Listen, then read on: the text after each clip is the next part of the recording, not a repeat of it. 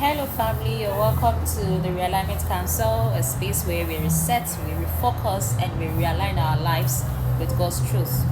My name is Cleopatra, and today we're talking about something very real but often avoided, and that is the gates to our soul, part one. And what are the gates to our soul? We have our eyes, our ears, our mouth, and our heart.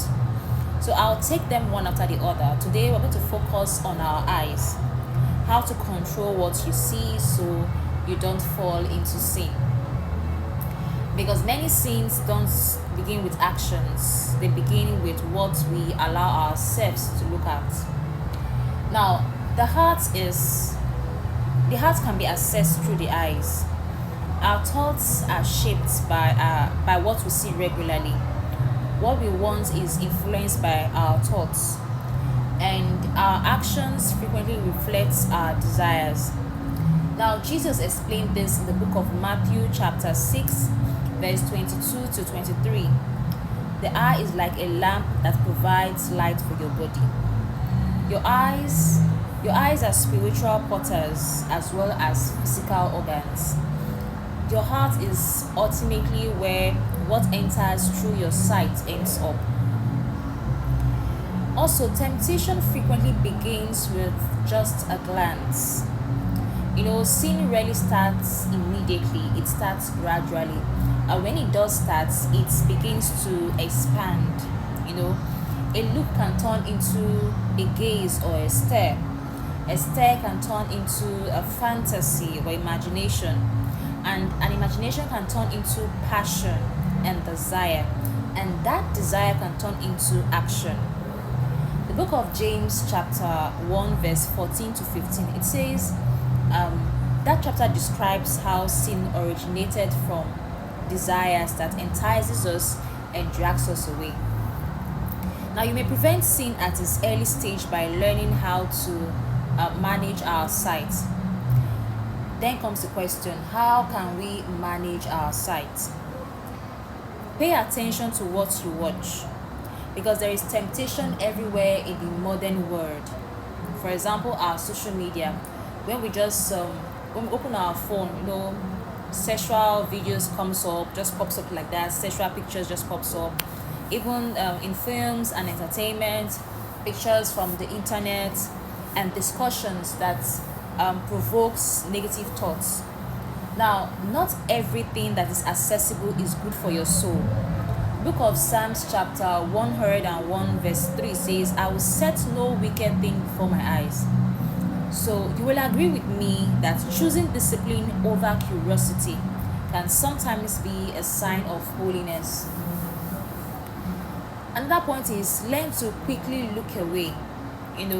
Learning to look aside right away is a great spiritual practice. Long-term focus frequently makes temptation stronger. You are in charge of how long you look, but you have no control on what is in front of you. So, it is wisdom to turn away, not weakness. Just an example is David and Uriah's wife. Because David looked, too long at Uriah's wife, he was led to sin and made Uriah to be killed in the battlefield. And also, fill your eyes with your strengths. It's not enough to eliminate detrimental influences. It is just half the task. It must be swapped with something that uplifts your soul. For example, reading the Bible, view or watch inspirational content, read inspirational books, be in the company of divine influences, and invest time in prayer and worship. The book of Philippians chapter 4 verse 8 urges us to concentrate on what is respectable, what is acceptable, what is right, what is true, and what is pure, and to think of things that are excellent and worthy of praise. And also ask God to protect your eyes. Self-control is spiritual assistance as well as human effort. Make a conscious effort to pray for purity. The book of Job chapter 31 verse 1 says, I made a covenant with my eyes not to look lustfully. So include God in your daily affairs, you're going out, you're coming in. Include Him in your daily self discipline. And also, grace in the face of adversity. It takes time to become proficient at controlling your eyes.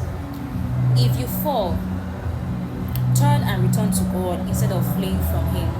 He's always there to welcome you, to receive you. But if you always fall with the intention that God will always receive me, then there is trouble. Growth comes from conviction, while concealment comes from shame. By God's grace, you are restored and given the strength to try again. And I hope someone is saying amen. So, in conclusion, holiness begins with small decisions, sometimes as simple as where you choose to look. So, guard your eyes, protect your heart, honor God with your attention, because what you focus on shapes who you become. What you focus on shapes who you become. So, thank you for listening to the Realignment Council. Do not forget to like, do not forget to share, or send in your comments. So, you can also send us an email to the realignmentcouncil@gmail.com and join our Bible reading in 1 year on our Instagram channel. You can check the link on my bio.